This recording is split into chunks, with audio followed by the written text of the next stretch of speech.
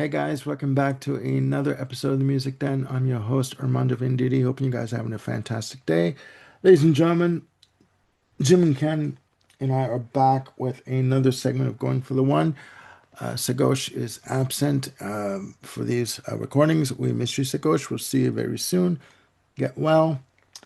We are back, as I said, with another episode of Going for the One. We are looking back at our favorite debut albums for the month of September, and I'm up for this segment with my final look at my favorite debut albums.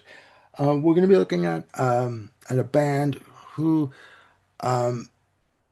since their inception in the mid to late 70s,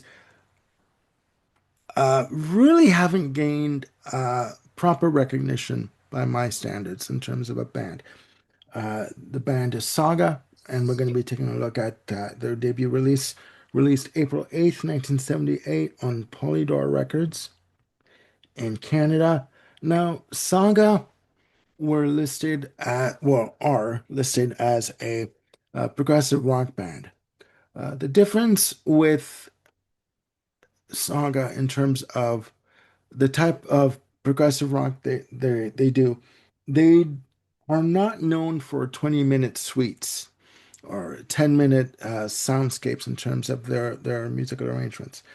Um, but we'll get into that. They are a band from Toronto.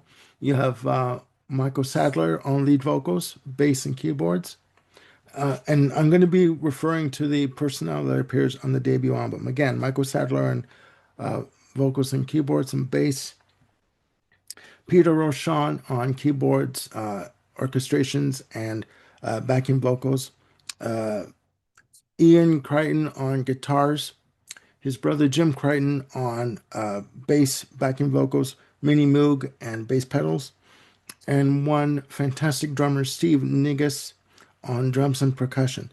Now, the debut album from the band was recorded from 1977 to 1978, produced by Paul Gross, recorded at Phase One Studios in Toronto. Now, what made Saga different in terms of the contemporary progressive rock bands at the time. The label of progressive rock for them kind of stuck, and they really didn't want to go by that name. At that point in the 70s, progressive rock was sort of petering out. I mean, you still had other bands like Rush that were doing their form of progressive rock. But Saga really didn't want to be labeled as a progressive rock band. And in terms of that label, their sound leaned more towards more of a heavy keyboard synthesizer sound. What I liked about this band is that they were all multi-instrumentalists. And when you would, I'm going to recommend this. There is a concert of them in Dortmund, Germany in 1980 and 81, where in Germany they were huge. They blew up in Germany and they've never lost their popularity in Germany. And the debut album did reach number 33 in the Swiss charts, I should say. Now, but when you watch the concert, you will see, for example, Michael Sadler and Jim Crichton go from bass to keyboards to drums to like just all over the stage. So it's very interactive, very entertaining, and fantastic tight musicianship and sound. Beautifully done. Now, what I like about this album overall is the fact that the sound is very full and rich, and full snare drum sound from Steve Negus. Just very intricate drum passages and keyboard passages. There are 8 songs on this album, and has a playing time of 46 minutes and 1 second exactly, basically 46 minutes. Now, what was unique about Saga 2 is we must talk about what was called the chapters. What they started doing with their albums. the first four in particular, was they started, and this idea came from bass player Jim Crichton, where they started a story about a young Albert Einstein and the adventures of this character. And with each of the first four albums, they would write chapters of this story. And but what was unique was the chapters were not done in chronological order. So, for example, on this album, you have chapter four and I believe chapter six, uh, but done so you would have to get every album to for to see what the story was about and how it was gonna play out. And to my knowledge, there are 16 chapters, sorry, in terms of this story. There is no studio version release of these chapters as a compilation. There is a live album that they did called The Chapters Live, double disc set and done in 2003, where you have all of the chapters done in chronological order, and it is phenomenal. But back to the album. Um, what I liked about Saga was that Michael Sadler's voice is very strong, very prominent, very upfront in the mix on this album, and he has a very strong presence vocally on this album. One of his favorite singers is Freddie Mercury. Go figure. And a little footnote: if you go online, you should be able to find a video of Michael Sadler audio of him doing Bohemian Rhapsody, just an impromptu version of Bohemian Rhapsody. Although he doesn't know all the lyrics, he says at the end of the video, "Come back tomorrow, I'll learn the rest of the song." So, but I digress. This album, the debut album from Saga, for me, is very strong. Again, 8 tracks. Uh, Starts off with the track. I'm not going to go through all of the tracks, but there's starts off with one of the singles called "How Long." Strong vocals, rich snare drum sound, as I said, and what I'm hearing at the start of the track is a 1/16th synth passage that's done, and it's very unique, very prominent. And there's a nice use of panning on this track with the synths. And Ian Crichton's guitar playing has been described as very percussive, very rigid, very staccato, kind of, but very prominent and just in the pocket, if you can say that. Other songs of note on this album are Humble Stance, which features Michael Sadler on bass. Just great lush bass synth tones on sounds on this track.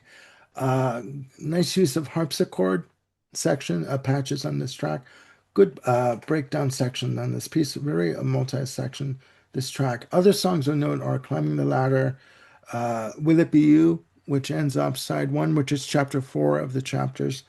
Uh, what I like about Peter Rochon's uh, synth playing, and unfortunately he would leave the band after the release of this album. He has a very fluid type of synth playing, very grand, very a lot of broad synth passages, very sweeping passages on this playing, and he is simply fan bloody tastic. Now, in terms of the centerpiece for this album, it's the track for me, which is the centerpiece, is a track called "Perfectionist," which starts off side two. This is a track it's basically a rock waltz, and it tells the story of Ellery Sneed, who had one great need to do everything just right. If things were not planned and done by hand and done by hand, sorry, he would ready himself for a fight. This is a story about a character, Ellery Sneed, who basically is planning his own death, right? And there's one twist to this. He's not only planning his own death, he's planning to poison the people that attend this one party that he's going to throw to join him. in death because he doesn't want to leave any witnesses behind. Oh He pla dear. he plans to serve them poisoned wine to be served at the end of this great dinner. Um, it is epic in scope and in arrangement. Peter Rochon's synth work on this is very broad, very grand, just beautifully done and beautifully executed. Fantastic drumming by Steve Negus. And it is, again, a perfectionist. Was apparently, according to Michael Sadler, a hit on the in the South America, and you would hear it on radio in South America. Um, and it was very odd for Michael Sadler to hear this when they were on tour at one point in South America because it's a rock waltz. So it really didn't fit into sort of any type of programming situation for for radio. Um, Other tracks of note are Ice Nice, and again, very synth driven track that basically is talking about the pitfalls of gambling and how you could fall into uh, getting stuck about gambling your life away, you know. Um, and the album ends off with Tired World, which is chapter six of the chapters. Um, Again, very grand in presentation and arrangement. A really good thick snare drum sound uh, from Steve Negus on drums, and again, beautiful, just very grand synth passages from Peter Rochon. And it ends the album in a very sort of dramatic way in terms of synth stabs and heavy drumming and cymbal crashes. Um, Again, the synths do take a front seat in terms of the arrangements. Ian Crichton's guitar playing again is there, but it's very subtle, almost like it underpins what's going on. And they do like to use in terms of you know, like 1/16th notes. They do like to do that in terms of the playing on this album. I do hear 1/16th notes also being used on Perfectionist. So they would like to try different arrangements and different ways of doing things in terms of the synths. Late in later years, the guitar would take more of a front seat in terms of the arrangements of the songs and be more of a rock, like full out rock outfit. But for this album and the three albums that would follow, Images at Twilight, Silent Night, and Worlds Apart, which is what they're known for basically in the US with songs like On the Loose, Time's Up, Wind Him Up. The keyboards would take more of a front seat in terms of the arrangements. Uh, I go back to this album a lot, a lot. I think that Michael Sadler is an underrated vocalist. I think that this band overall deserved to be talked about more, and this album needs to be on your playlist if it isn't already. So there you have it. Cool. Any, any comments? Any s- questions? Well, I'm only familiar with Worlds Away. Yeah, So same. Worlds Apart. Yeah. Worlds Apart, sorry. See, I'm not even that familiar with it. I confused it with Pablo Cruz for crying out loud. Oh Lord. Uh, no, this ain't no Pablo Cruz.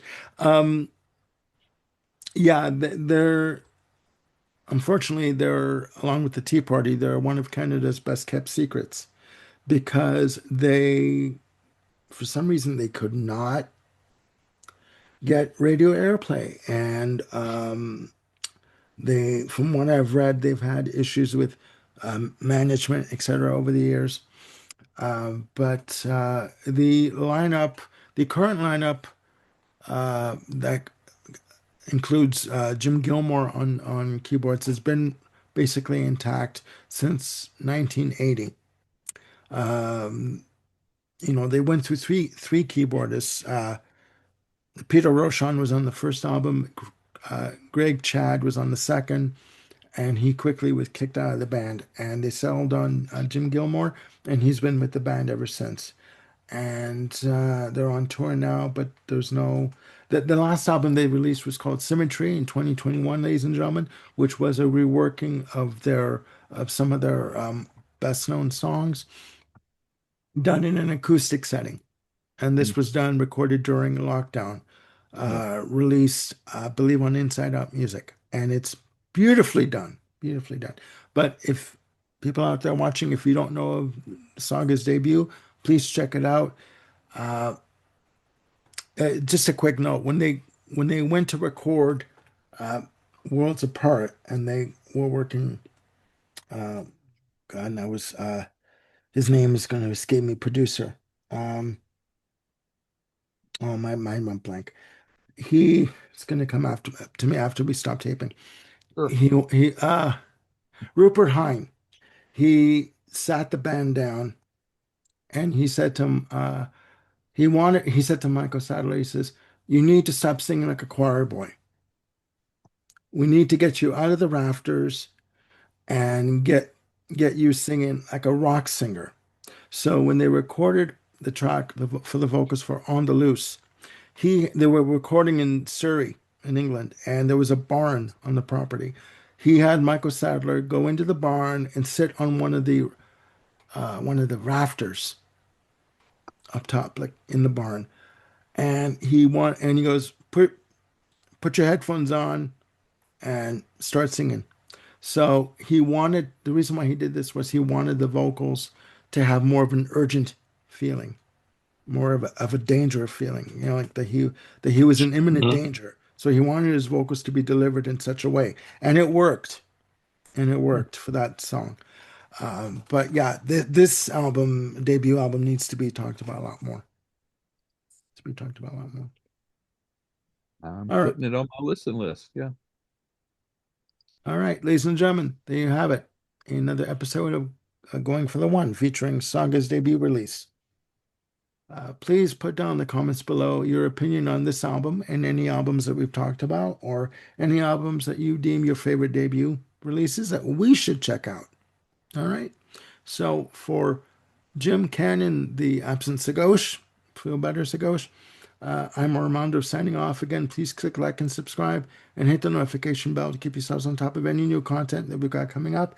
And if you're enjoying this series, which we hope you are, and we know you are, please check out a series that we did last year called 31 Perfect Albums, where panel talked about their 31 perfect albums. That was a hell of a series. And what do you have to lose? Yeah. So 31 episodes of greatness. there you go, ladies and gentlemen, from Ken's mouth. There you go. There you go. So please check it out. And again, hit subscribe and like and the notification bell.